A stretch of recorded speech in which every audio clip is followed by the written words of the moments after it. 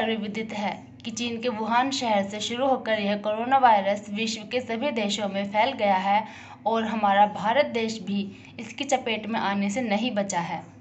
कोविड-19 की इस महामारी के समय ऐसा कोई भी वर्ग नहीं है जिसको इसकी चुनौतियों का सामना नहीं करना पड़ रहा हो। कोविड-19 की इस महामारी के समय भारत सरकार के समक्ष सबसे बड़ी चुनौती यह रही कि 133 करोड़ के इतनी बड़ी आबादी वाले देश को इस भयंकर महामारी से कैसे सुरक्षित रखा जाए। इसके लिए भारत सरकार ने 25 मार्च 2020 को लॉकडाउन लागू करने जैसा कड़ा कदम उठाया ताकि लोग एक दूसरे के संपर्क में आने से बचें और इस भयंकर महामारी से सुरक्षित रह सकें। भारत सरकार ने लोगों की सुरक्षा के लिए अनेक महत्वपूर्ण कार्य किए। भारत सरकार के इन महत्वपूर्ण कार्यों में डॉक्टर्स और पुलिस कर्मचारियों ने अपना पूर्ण सहयोग दिया तथा बिना किसी बात के परवाह किए और अपने परिवार से दूर रहते हुए उन्होंने दिन रात लोगों की सेवा की और अपने इन्हीं सेवा कार्यों में कई डॉक्टर्स और पुलिस कर्मचारियों की जान भी चली गई। कोविड-19 की इस महामारी का सामना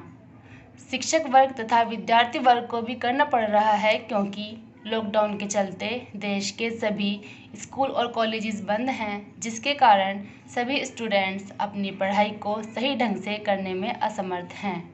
कोविड-19 की इस महामारी की चुनौतियों का सामना सबसे अधिक मजदूर वर्ग को करना पड़ रहा है क्योंकि मजदूर वर्ग में ऐसे लोग आते हैं जो दिन भर काम करके शाम को अपने घर की ज़रूरतों का सामान लेकर आते हैं। ऐसे में लॉकडाउन के समय में कई मजदूर परिवार ऐसे भी हैं जिन्हें कई वक्त का भोजन भी नहीं मिल पाता है और उन्हें कई बार भूखे ही सोना पड़ता है।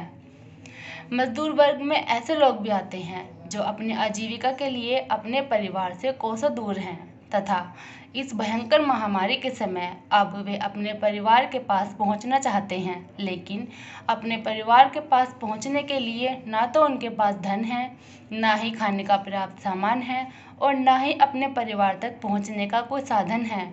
ऐसे में कई लोग ऐसे भी हैं जिनकी अपने परिवार के पास पहुंचने से पहले ही रास्ते में ही किसी न किसी हादसे में मृत्यु हो गई।